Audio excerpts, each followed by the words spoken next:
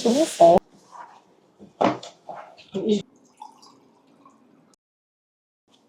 Yeah. So unaesthetic. Hello and welcome to this week's episode of The Argue Company Podcast. We're your hosts for today, Glennard. and Nicole. So what are we going to talk about today? Well, today we're going to talk about Labubus. I don't want to say the whole title. You want to say the Labubuification of our economy. We've never been this awkward in front of our food before. Okay, so you must be wondering, right, why are we sitting in this position with all the food in front of us? Right, so actually today, we are celebrating my birthday. Yay! It's very weird. It's very strange. Okay, so this wasn't in the plan at all, but we just wanted to kill two birds with one stone by having a dinner and also doing work. So this is the world we live in now. This is going to be an unhinged episode, so strap in. And it ties into the unhinged topic of today, right, which is Labubus and the hype economy. So okay, we are just going to start eating and start talking. I think the food is getting cold. Yeah, I think there's no point kind of like trying to make this look good. This is a very unhinged episode. Yeah. Through the power of editing, we will actually look good. I try my best. So what do you want to talk about? Labubu. Okay, so the reason why I wanted to talk about Labubu, right, was because actually recently there was it was some convention or festival. It's like a pop mart festival. There was a pop toy show, something like that. It's like pop toy show or pop mart show or whatever. And like the topic came up not just here in Singapore but also kind of internationally of like the Labubu craze.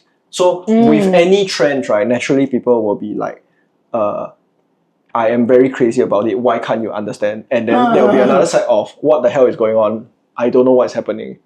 Yeah. We are in the second crew. No, I wouldn't say that. You wouldn't say that? I kind of I get the blind box trend because I myself am in the trend. Okay, so but not specifically Labubu. I think Labubu. Okay, for those who are like living under a rock, Labubu is just, I don't know how to explain. It's like a monster toy. I think it originated from China, like the brand Pop Mart. And somehow, I know, it only blew up. So Labubu has been around for a while already. So, fun fact. So I think it blew up because Blackpink's Lisa said that like, she has a Labubu. I think that's when it blew up. So actually before that, it was already around, but it's just people, it's not that extreme to a point where like people are actually like scalping for it. People are like running to queues, running to the shop to like get the Labubu. But actually, honestly, I feel like Singapore is not that. It's not that crazy compared to the US. Yeah. So even though we use the word Labubu, I think we just use it as a shorthand, right, for kind of for like blind box. For blind box toys. Yes.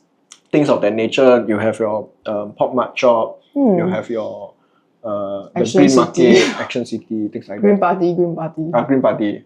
Yeah, so like every time we pass by those kind of shops, so when I see the shop has blind boxes, I'll be like, yeah, I want to go in and see. Okay, so even though we're using the term Labubu, right, like it's just a shorthand for all kinds of, like blind box toys or like collectible toys. We're not really exclusively just talking about Labubus. Yeah. So what Glennard said that like, I'm personally, I would say, knee deep in the blind box craze. Just not Labubu. Yeah, just not Labubu. I have Mr. Pa, which is a panda that is like so cute. Oh yeah, this. Yeah, so Mr. Pa. Yeah, but every time when we walk past shops like Pop Mart or Green Party in Singapore, I'll be like, I want to go here and see. Actually, the thing is, I don't actually buy blind box that often. So like, okay, like I will see. What I do, right? I go in. I will see what is nice. But the thing is, I don't actually impulse buy a lot of blind box. I think it's only if What is considered not often? I don't buy it every time I go into the shop. Like I don't. And how often do you go into the shops? Quite often. Like every time we pass by, you see that I always go into the shop. But I don't always come out with a blind box. Yeah lah. You have impulse control. Yeah, I have impulse control. I'm not that bad. Oh, but if I go overseas, I think I will I will make it a point to buy because overseas is cheaper than Singapore. So I will actually make it a point to I have like they have this in Singapore also, but then because like for example like Malaysia or Korea, they are cheaper. Or Thailand. Or Thailand because of the exchange rate. So then I will buy it there. But Singapore I don't buy as often. So I think right the thing about this kind of shops right is that a lot of times they are running on this idea of hype and scarcity. So the product in itself right does not actually have a lot of inherent value or internal value relative to anything else, right? So like no plushie or toy is any more valuable than the next one if we don't include the secondary market. What is secondary market? So secondary market means you buy already and then you resell after that. The resale market. Okay. So the value of a plush before the existence of Pop Mart, right, would be like maybe $15-$20 or more expensive. So like using Pokemon as a reference is about there. Yeah, you want to say something? No, you say before the existence of Pop Mart, right? But then the thing is, then what about when McDonald's came out with those Hello Kitty toys? So we will put that as kind of promotional items. They are not kind of for sale in and of itself as a full business. I think they are using the scarcity. The same strategy. Correct. The scarcity strategy. Yeah. But for me, I see it as the way Pop Mart works, right, is if the plushie or the toy by itself, right, does not draw in that much of a crowd, draw in that much of a fan base lah, so to speak, compared to again, right, something like Pokemon, something like Sanrio, then clearly its business strategy is dependent on that psychology after the fact, which is what we talk about hype, which is market and attention and the FOMO, fear of missing out mentality between young people, and then also scarcity, which is intentionally creating very limited edition and sales, which make people feel, again, right, we go back to that FOMO, the fear of missing out. That makes people want, like they feel like they need to have it. That's what gives it the collectible value.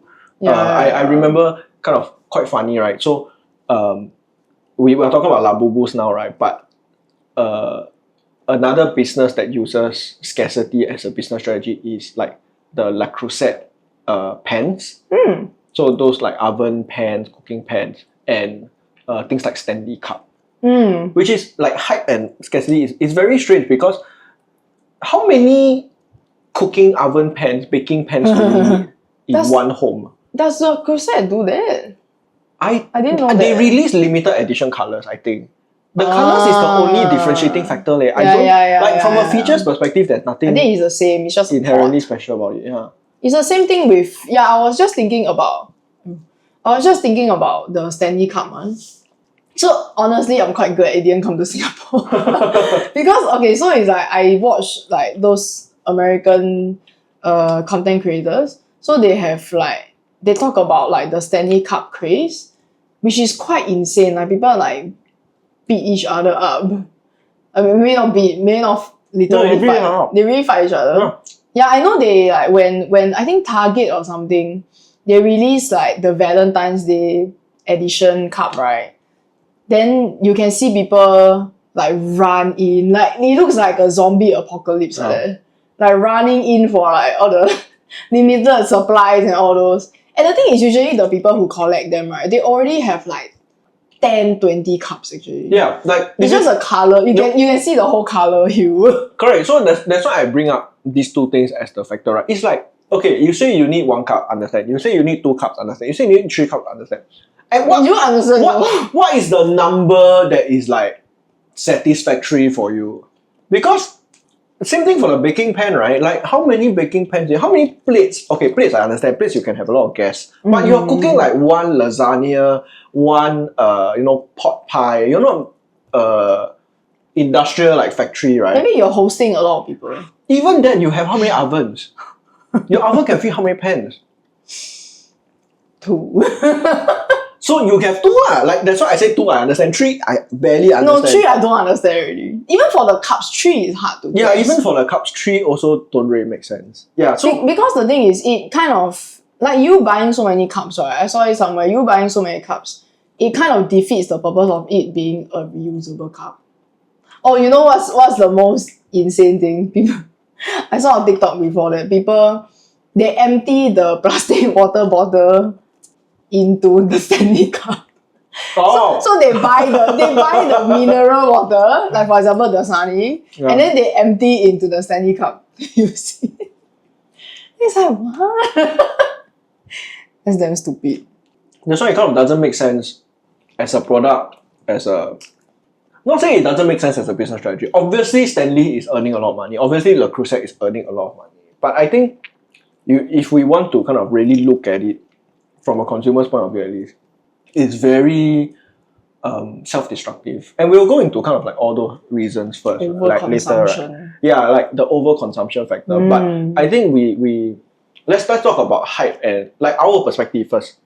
Right. So our perspective. So there is I don't know, do you call it a trend? There is this saying going around, right? That the rise of Labubu is a recession indicator. And that is like kind of one of the most hilarious but quite also funny, darkly sad kind of things to hear about. Boring dystopia. Yeah, it's really a boring dystopia, right? So how it comes about, right, is this idea that young people can no longer afford luxury goods or even kind of like life investments like their house and cars and all that. So in order to retain some control in their life, they are choosing to buy small luxuries like your avocado toast, your matcha latte, and Labubus, in order to have some semblance of meaning in their life. Like status. But yeah, to retain all the things that come with a luxury goods like status. I don't know what else. I don't buy luxury goods, so I don't like have a personal stake in this. Yeah. But I found that very funny, but also very sad, but also very confusing. Why confusing? Do you think it is a recession indicator? I mean, honestly, right, I'm just following what other people are saying online. But it's like, what is a recession indicator? I mean, recession indicator is something like the gold suddenly shoot up, or the price of gold suddenly shoot up, or the price of gold suddenly drop. Those are things like people I think, are not as a not economist, I think those are recession indicators. Okay, let's first define what is recession. Okay, so recession is basically a downturn in the economy. So people are not spending as much. That's not the only thing, but yes, one of the things. But people still want to spend. So they spend it on like less luxury goods. They have to spend their money on necessities, and so they cannot spend so much on luxuries. Like a very, very simplified version of it. I don't know how true it is, but that's my impression of it. Oh, okay.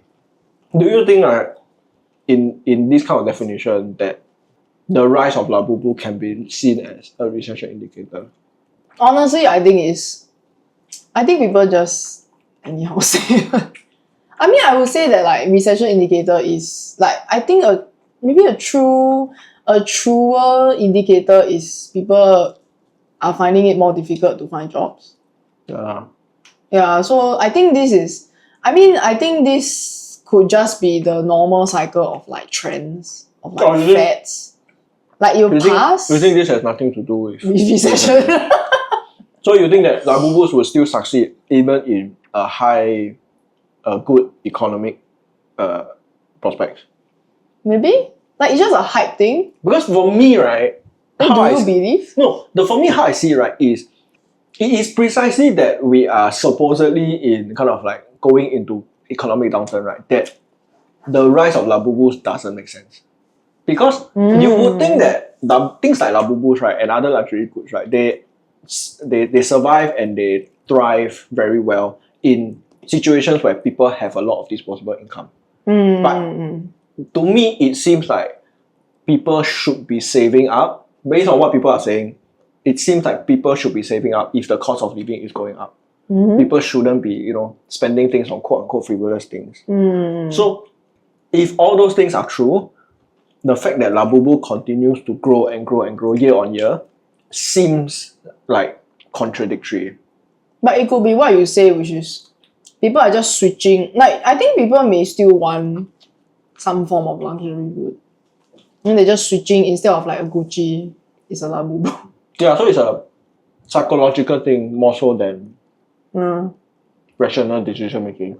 Yeah. Blind box is not rational. The only rational thought that you have, that I think, right, that you have about blind box is that you only buy the S tier products. I think that's the only rational thing. And actually it's something that I told my friends also. What, my personal... Yeah, when we say about the S tier thing. Okay. I actually told my... Can you describe to everyone like how is the S tier? How would we buy blind boxes? Yeah. Our So approach to blind boxes, like helps with and why we don't buy Labubu also.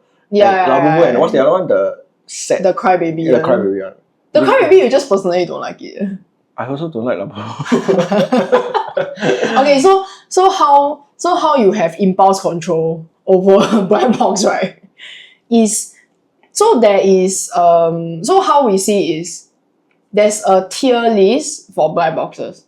So what we say is, okay, we'll only buy if it's a S tier, like S tier series, meaning that if you look at everything that you can get, you are fine with getting any of the item. Like, you won't be sad if, let's say, you were to get this one. Yeah. So for those of you who totally never buy blind boxes before, right? So basically, a blind box is usually a small box with a toy inside. That's blind. And you cannot choose which toy you're gonna get. So it's kind of like gambling. You're blind. We kind of like gambling, which we will talk about later, right? But essentially, right, it's a game of chance where you don't know which one you're gonna get, and it's usually an option of between 8 to like 12 different characters in a series, or different models, styles in the series. So it could be, for example, a SpongeBob blind box, and it's all the different characters of SpongeBob doing something different. Or a Demon Slayer blind box, and it's all a different Demon Slayer character. Yeah. So, how we choose, right? Or at least how I choose. How you came up with the idea? I came up with the idea, right, is, so I first went into Pop Mart about 4 years ago. Oh, was it that long already? I think so. And then I didn't understand the concept of blind box. So It's not to get. no, the thing is, you go into a you go into a Pop Mart shop, right? Honestly, the first time I went in, right, I thought it was a collectible shop. I thought like, it is. No, as in like, I thought, my understanding of collectible shops, right, is they would put like all their kind of super valuable things, like the brick bear, and then like they say like, this brick bear is like $5,000, this brick bear is $10,000, and then like, you just look at it. So their shops look like that, but then you explain to me it's not. It's the displays were all like kind of every single model in that collection, and you just choose what box you want to get. Like, you cannot choose specifically. I want only the SpongeBob. I don't want Squidward, or I don't want Patrick. So what ended up happening, right, was it became a game of loss aversion, which is I didn't want to get the things I don't like. So if a box set, right, had 1 or 2 characters, or half the characters I didn't like, or sometimes it's not because I don't like the character, sometimes it's just the toy looks very ugly. So as long as I just started counting all the toys I don't like.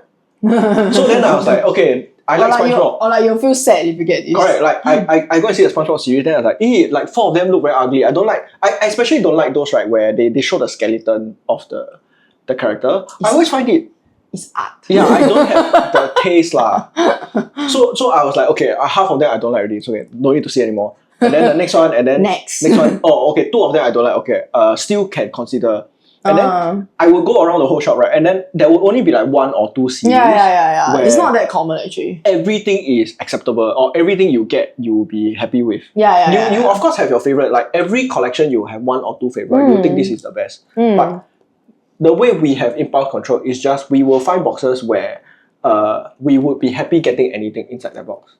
It's different levels of happiness. Like you will have your super favorite one, and then you have the ones that you're like okay with. Like if I display this, I don't feel bad.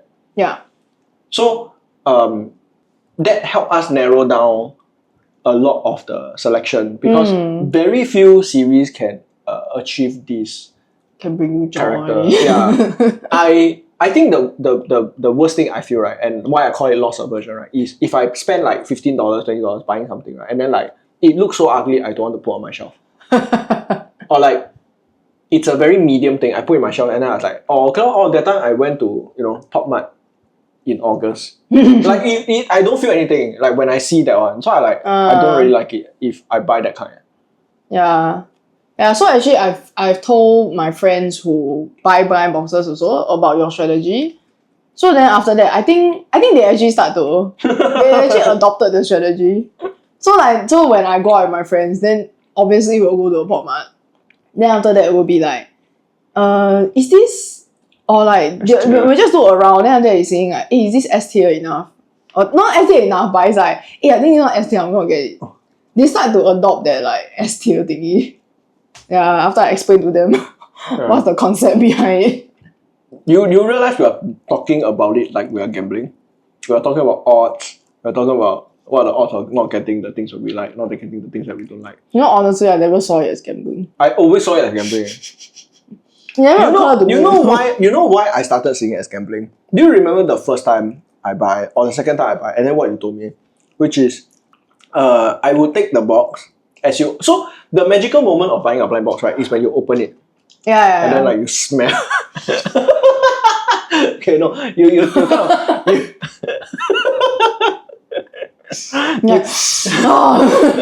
you pull out the thing and you find out what you get lah. And the disappointment is when you open and then realize, it's not what you like. Yeah. So the first time I did it, right, I was like, okay, I don't want to get the screw. I don't want to get the screw. I don't want to get this one. I don't want. Oh yeah. And then I ended up getting the one I don't want.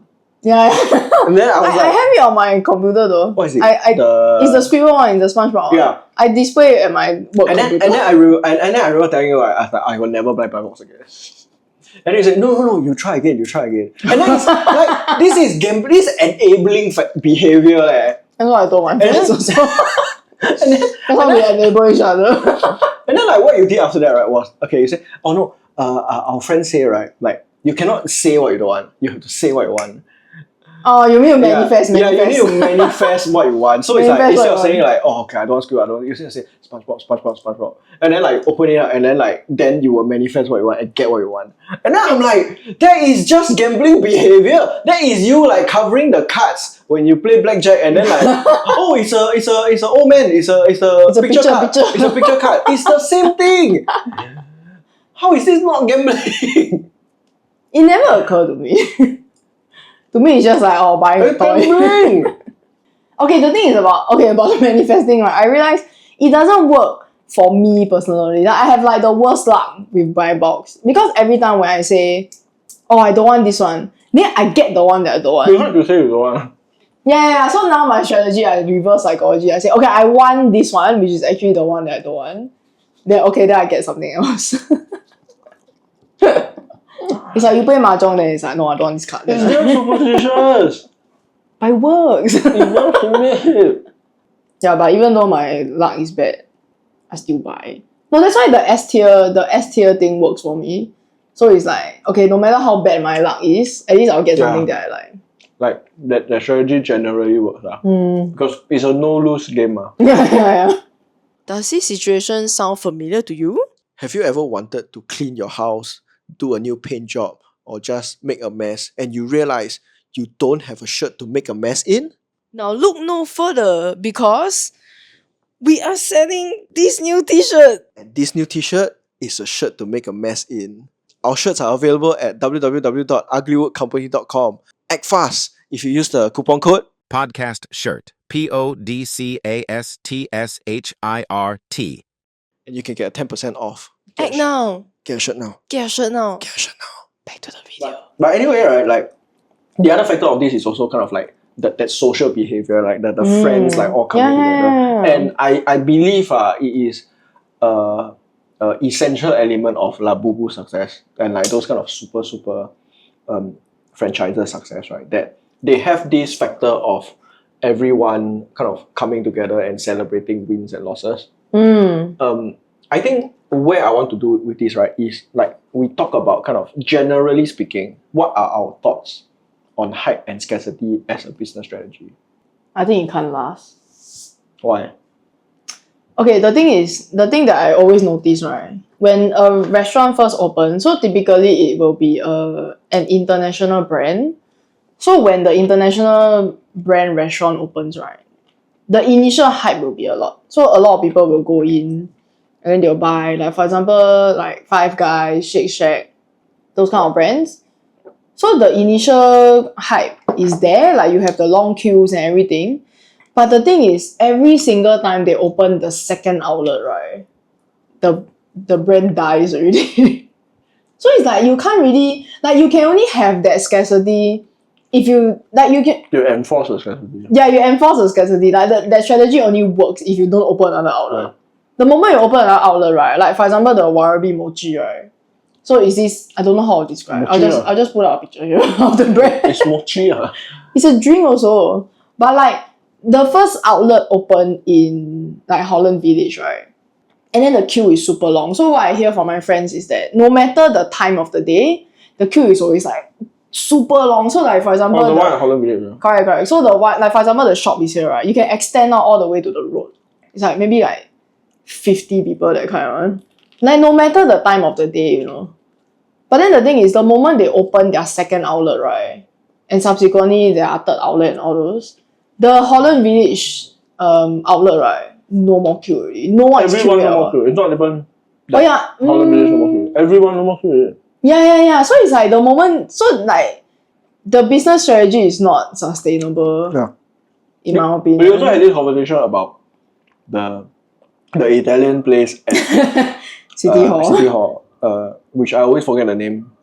Is Casa Nostra, Vostra. I think so. Casa Vostra, right? Put out a picture. Yeah, and it is at this point, right, it's no longer famous for being Italian food. It's just famous for having a queue outside City Hall. Because it's the same thing, right? Like what you're describing, where it's just queue non-stop. 4 o'clock, 3 o'clock, 2 o'clock, 5 o'clock, 10 o'clock. It was still okay, not 10 o'clock. But they don't open until 10, right? I assume. But just from 4 to 9 there's a queue. Just non-stop queue. And you always, every single time we pass by reasonably enough. Every single time you pass by, you will say like, oh, I want to eat there one day. And then followed by, why don't they open up another branch? And then I will always say, because the moment they open up another branch, they won't have the business anymore. Their business thrives because people are queuing, not because there is any inherent value in that restaurant over any other restaurant. It's because people cannot get it. That's why they're queuing. And that's why the business does well. I'm just waiting for them to open a second outlet. The thing is, the moment they open up a second outlet, right, then the same thing that happened to Warabi Mochi and Five Guys. I don't care. I get to try. Yeah, no, then you will know that it's like, like that only, why people queue 2 hours? No, so the thing is... There will be a So the thing is, I have friends who... Okay, so I remember a story recently. Okay, so the thing is... Okay, the first story is, I have a friend who did queue. She queued for like maybe 1 hour or so. Then after that, I asked her how was it. She said it's not worth the queue. So the thing is, it's not saying that the food is bad. I think maybe the food is not bad. Yeah. It's good. But it's just not worth that 1 hour. So another thing, returning back to the Warabi Mochi one, right? So I remember overhearing this couple of friends who, I think they queued for maybe... I want to say maybe 30 or 45 minutes. And then they were... so I was just sitting beside them. And then they were trying the food. Then they were like... Oh, it's like... Nothing fantastic nothing extraordinary. Then somehow I feel very vindicated. I feel very vindicated for not holding the hype.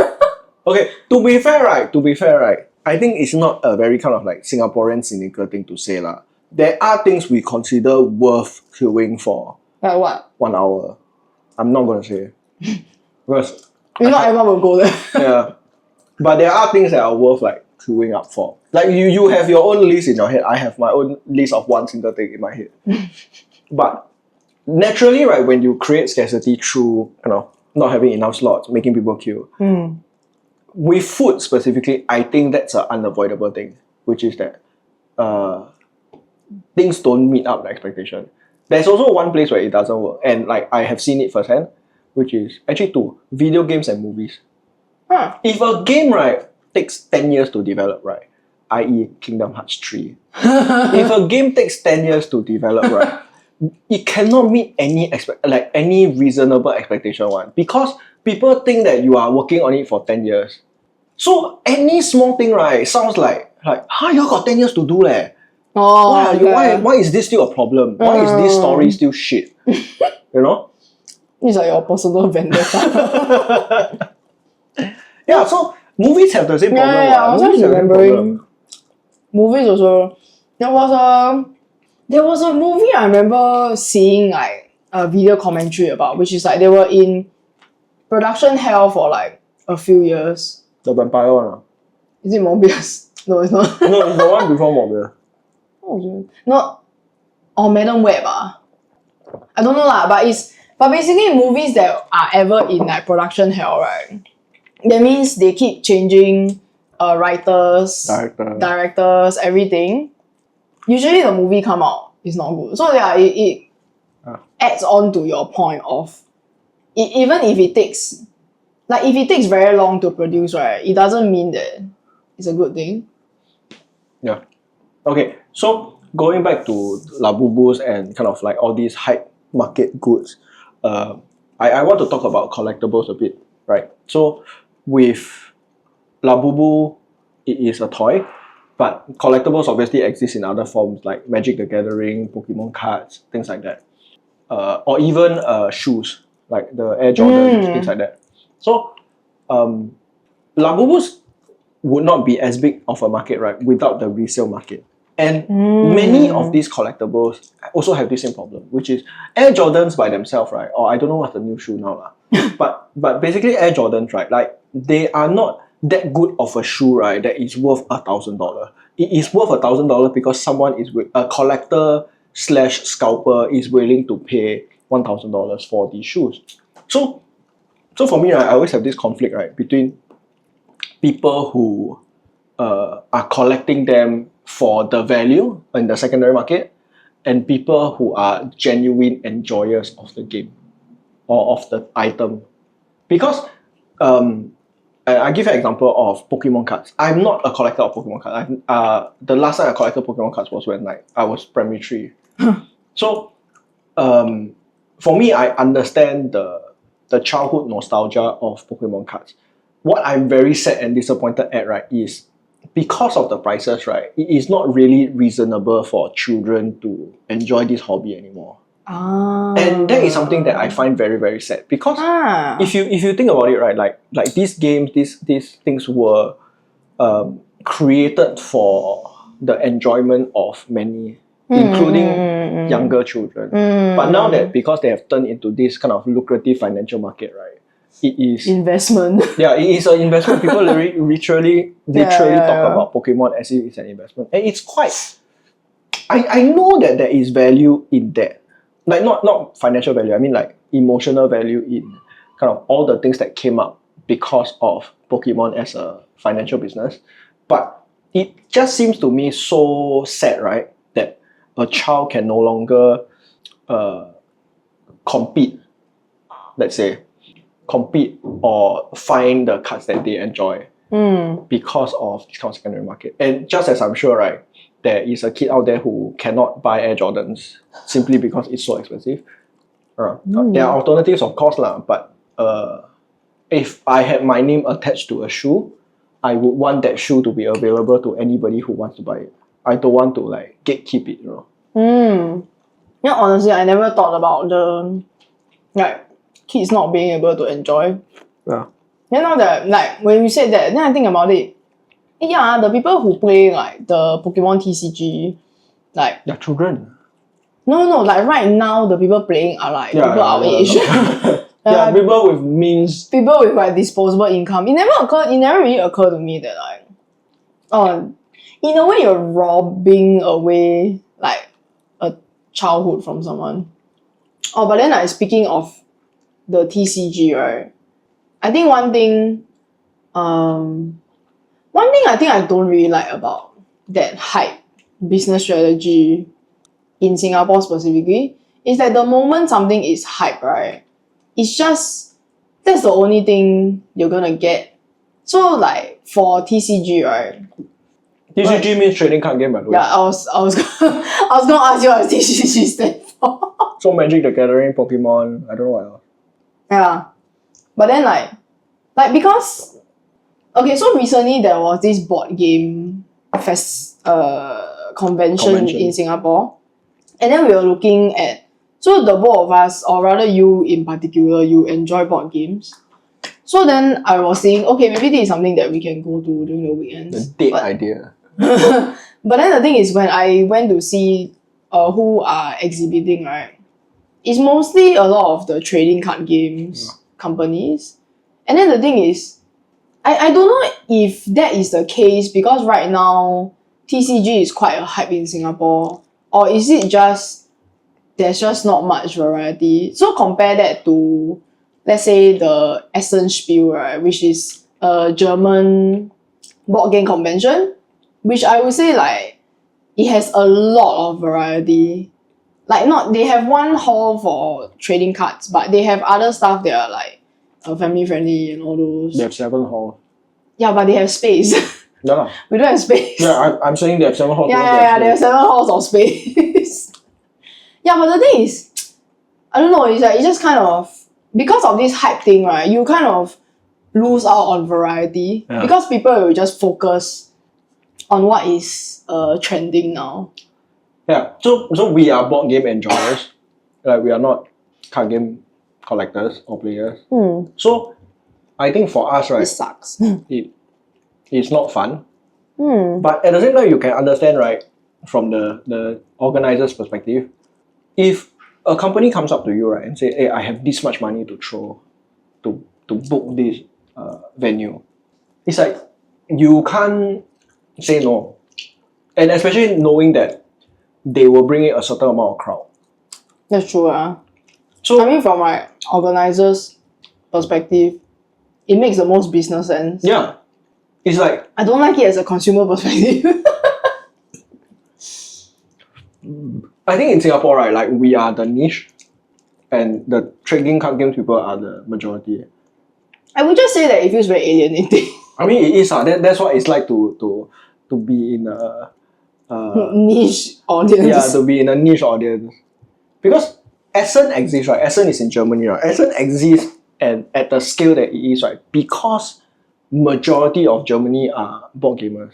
Majority of Germans are board gamers. Like when you go to their bookshop, right? Like their popular Which is a very bookstore, interesting culture. correct. Like their bookstore, right, has like a dedicated section for just all kinds of board games. Like the way we have it for like, stationery or like CDs or whatever. They have a dedicated section of like multiple aisles for board games. And that kind of is the market that they have. Like a general bookstore would sell board games and there is a market to sustain that. So no, and I would say that like they have the variety also, which is something that I think it's not it wouldn't be that like it won't be that won't be the case if your like the country people, they don't have different tastes in basically they're selling based on like demand yeah. So I think Singapore market very small. That's the standard line you hear everywhere. Singapore market very small. no, but you can be small but diverse. They were Like, even smaller. why do you only have Hasbro Monopoly? They were even smaller. It's like it feels so nice to just go into a bookstore and then you see the game section and it's not just Monopoly.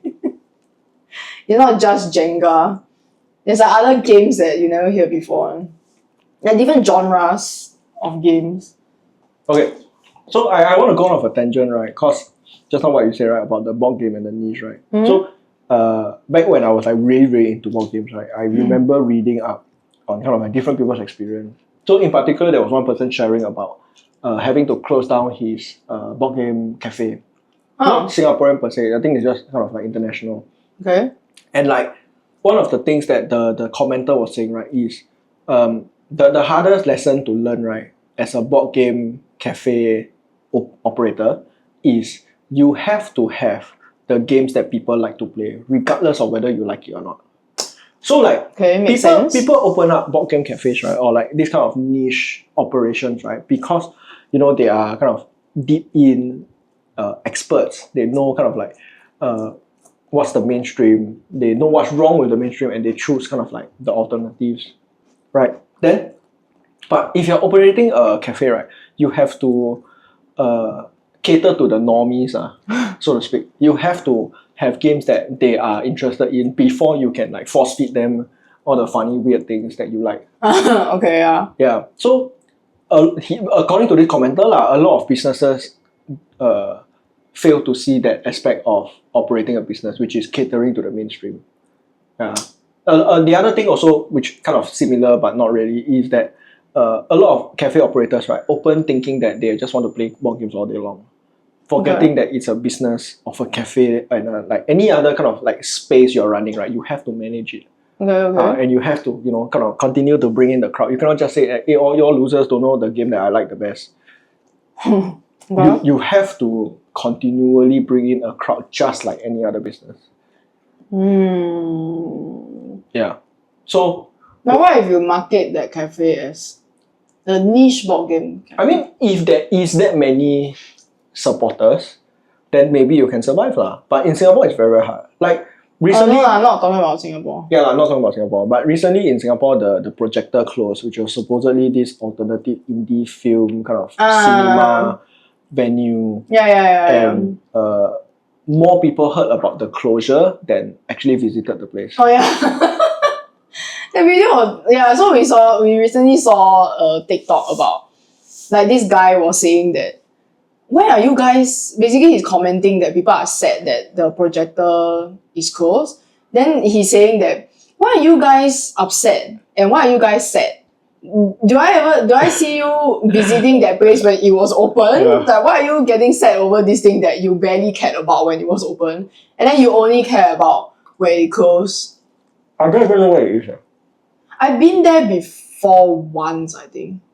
Yeah, but it basically holds a lot of indie films. Indie small films. But yeah, it's like you only cherish it when it's gone. Have you thought about opening a board game cafe? No. Oh, thought about maybe. I thought about a lot of things. Yeah, I've thought about. Do you ever see yourself doing that? The thing is, like every time I think about opening a business that is not my current business, right? Like the far off dream is always a hostel. Like I don't know why. Most girls are cafe or Yeah. or any kind of F&B That's so thing. weird though. And then like I've thought about opening a cafe, but I think I mean not a cafe, a board game cafe specifically. But I think the thing that makes me turn off, right, is I'm not a very sociable gamer. Must you be sociable? I think there has to be some element of like, guys, come and see what we are doing. And like I don't have that. I don't have that like kind of. But why does that only apply to the cafe style though? Because I thought every business will be like, hey, come and see what am I doing. Okay. So every other business, right? Like word of mouth. They survive on the product. Right? You would think that it's the product. And even if they survive on the service, right, it's the service of your stuff. I think with a board game, right, the service is more important. Like you are the one teaching, explaining, maintaining all the board games. And a part of that, right, is, I don't know what's the right word for it, but like kind of psychoing people to play the game. And I don't have that interest, right, in sharing my hobbies. That's so selfish. It's not that I am particularly selfish about board games or anything like that. Like I realized last time, even when we were playing sports, right, we were playing softball.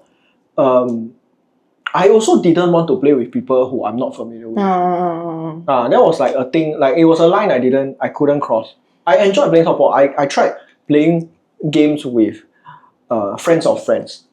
So we have teammates that would recommend us to like, hey, join this team, join that team, we play friendlies every Sunday or whatever. And I played once or twice, right? And like it was not an enjoyable experience. Oh, you tried before? I tried before. I got play like the what Saturday softball or whatever, like their team calls themselves. And like I couldn't find myself just into the game.